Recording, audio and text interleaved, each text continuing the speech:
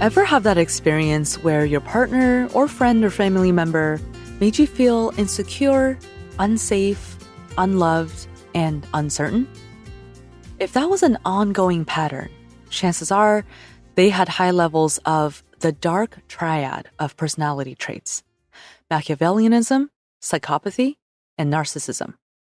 What do these traits look like in action, and why are they so destructive to relationships? Welcome back to Savvy Psychologist. I'm your host, Dr. Jade Wu. Every week, I'll help you meet life's challenges with evidence-based research, a sympathetic ear, and zero judgment. Today, we learn about the dark triad and the destructive relationship patterns that they bring. We've all had our share of relationships we regret. There was one that went on too long because we were afraid of change. Maybe one where there was a lot of chemistry, but it turned out that you were on opposite sides of a political issue that was a deal breaker. Or you clicked well, but you just couldn't get along with their family. These are common relationship missteps we can chalk up to life's lemons. And usually there's not much harm done other than temporarily hurt feelings and a sense of having wasted time. But then there are relationships that are darker. They perhaps start out passionately or even lovingly, but somehow there's an insidious slide into a different dynamic that doesn't feel right. You wake up one day to find yourself feeling unsafe or unloved or uncertain, or like you've just totally lost your sense of self. If you find yourself feeling like this in a relationship, you might be dealing with a partner that has some personality traits in the dark triad. Let's talk about what the three elements are in the dark triad and what relationship patterns they portend. The dark triad refers to three types of personality profiles that all spell trouble for relationships, and they are psychopathy, Machiavellianism, and narcissism. Psychologists Paul Hess and Williams coined this term in 2002 when they found that these three personalities tend to run together. Let's start with Machiavellianism. Niccolò Machiavelli was a 15th century Italian politician, famous for advising rulers to use deception and deviousness to maintain their power. Nowadays, his name is pretty much synonymous with a person who schemes and manipulates people. People with this trait are strategic in their relationships, associating with people they can use to get more social status or wealth or other things for their own gain. In a self-report questionnaire of the dark triad personality traits, items for measuring Machiavellianism include: it's wise to keep track of information that you can use against people later. Whatever it takes, you must get the important people on your side. I use insincere flattery to get my way. Just think of the way that Lindsay Lohan's character in Mean Girls faked bullying evidence in the burn book to get her rivals into trouble. Up next is psychopathy. The term psychopath doesn't just refer to serial killers like Ted Bundy and Jeffrey Dahmer. Psychopathy is a spectrum, and we're all on it. People who have a high level of psychopathy have low empathy for others, are callous in their actions, and tend to be impulsive and thrill-seeking. Psychopaths might agree with statements like, "Payback needs to be quick and nasty." People often say I'm out of control. I enjoy having sex with people I hardly know. Of course, this is not to say that everyone who likes to have casual sex with strangers has a high level of psychopathy. A psychopathic portrait would have to include many more hints of high risk-taking behavior together with a lack of empathy. So, for example, someone who engages in a relationship and then gambles their partner's retirement savings away on a doomed stock market and then doesn't feel bad about it is an example of psychopathic behavior. And last but not least, narcissism. Narcissus was a beautiful hunter in Greek mythology who fell in love with his own reflection. But nowadays, when we say that someone is narcissistic, we mean something more than just vanity. Someone with high levels of narcissism feels entitled to admiration, prestige, and high status. So much so that if they don't get these things, they may lash out. They might agree with statements like, "Many group activities are dull without me. I have a natural talent for influencing people. I like being the center of attention. If they don't get the attention they crave, they might, for example, lie about how big the crowds were at their birthday party. So there's your quick and dirty on the dark triad: Machiavellianism, psychopathy, and narcissism. You can imagine, based on the ominous name, that someone with this dark triad might be bad to other people. Ironically, we're often attracted to people who have just a smidge of psychopathy or a hint of dominance, especially because people with the dark triad tend to be very good at making themselves appear more attractive, at least on the outside. But of course, the thin veneer of sexy bad boy or hot bad girl can only go so far. Because once you're past those initial exciting or passionate stages, you'll see some other relationship patterns that are a lot darker and more destructive. And that's what we'll focus on today. 5 destructive relationship patterns people high on the continuum of dark triad traits tend to have.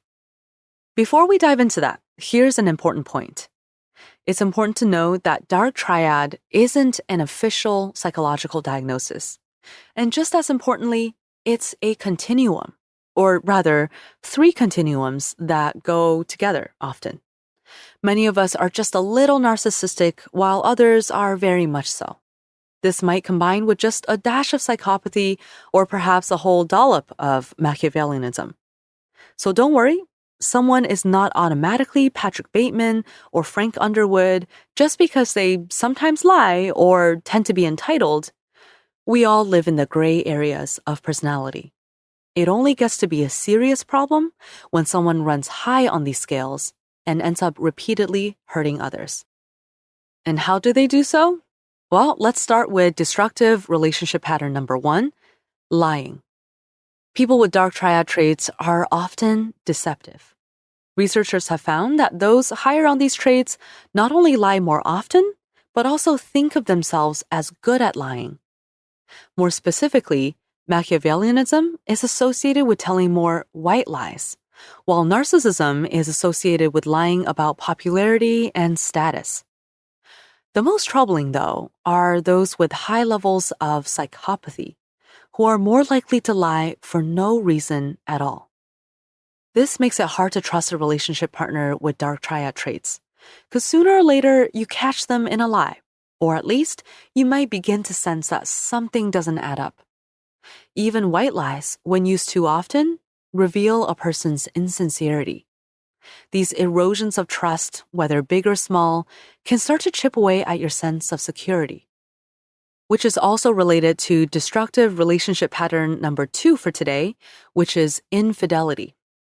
It is well known that those high on the dark triad traits are more likely to cheat on romantic partners. This isn't surprising given that they're more prone to impulsivity, they care less about hurting others' feelings, and are self-described good liars, as we just talked about. What's more interesting is which traits in the dark triad lead to which types of infidelity outcomes. When people with higher levels of psychopathy cheat, it tends to lead to a breakup. But when people who are more Machiavellian cheat, they can manage to keep the relationship going. This might be because their strategic approach allows them to fly under the radar. Even when they do get caught, they're able to talk their way out of trouble by manipulating their partner. In fact, you might begin to wonder if you're the bad guy when the boyfriend you just caught sexting with someone else says you're the one driving him away by being too overbearing. Don't fall for it. This is classic Machiavelli at work. We've also got pattern number 3, jealousy and revenge. So we've just talked about how people high on the dark triad tend to cheat more.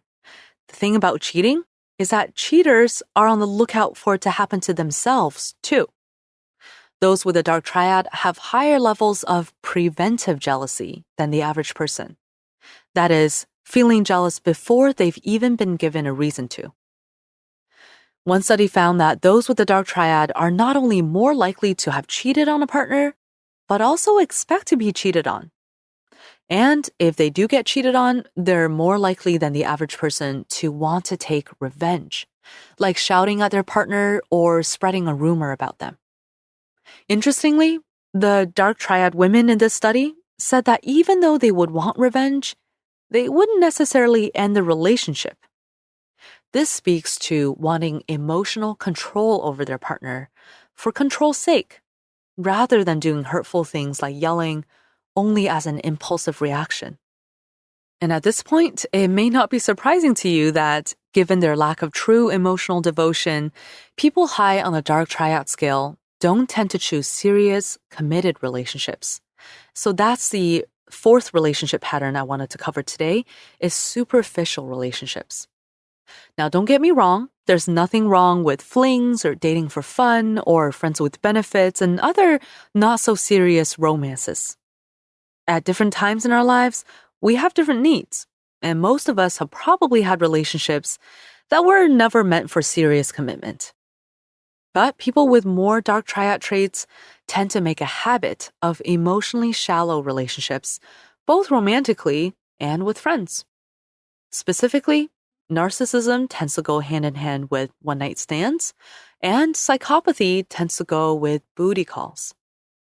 In friendships, Machiavellians choose companions with high social status. For them, it's important to have friends in high places. Narcissists like to roll with a good-looking squad. They feel average people aren't special enough to hang out with them. And men, specifically with psychopathic traits, just like friends who can play wingman and help them to hook up with potential mates. And so, with all these not-so-glowing findings to recommend them, it's no surprise that people with high dark triad traits don't tend to have long-lasting relationships either. And this is the final relationship pattern we'll talk about today. Men with these traits particularly don't seem to seek long-term relationships. Instead, they prefer short-term and perhaps more exploitative trysts. Even if they wanted to stay in a long-term relationship, people with the dark triad have a hard time making it last. The biggest reason might be that they're simply hard to get along with. The researchers who first coined the term the dark triad noticed immediately that agreeableness, or warmth, friendliness, tact, is the one thing everyone with these traits lacks. That's not to say that a Machiavellian person can't sometimes act agreeably to get on the right side of powerful people, or that a psychopathic person can't pretend to be warm and charming just to seduce you. But in the long run, they can't keep up the act forever. And sometimes they'll let slip that they can be callous, uncaring, and even cruel. This is why you should really take note of name-calling outbursts or casually cruel acts early in a relationship. They might be a stress-induced fluke, or they might be a sign of the dark triad showing its colors. So how can you spot these signs? Well, in the next episode, we'll explore ways to spot red flags for the dark triad. The dark triad traits have gradations of gray. And if you find yourself in a relationship with someone who's kind of low or moderate on these scales, it might simply end with hurt feelings. But someone high on the rungs of psychopathy, narcissism, and Machiavellianism might cause you serious damage. So we've already started today with understanding who this dangerous person might be. And stay tuned for the next episode because we'll continue with ways to recognize their signature early on so you can protect yourself. Thanks so much for listening. Shoot me your questions on social media. You can find me on Facebook and Twitter. I'm at JadeWuPhD or at QDT Savvy Psych. We can also keep in touch through the Savvy Psychologist newsletter. Savvy Psychologist is audio engineered by Steve Rickyberg and edited by Karen Hertzberg. As always, Savvy Psychologist is strictly for informational purposes and does not substitute for mental health care from a licensed professional. Thanks so much for joining me, and I'll see you next week for a happier, healthier mind.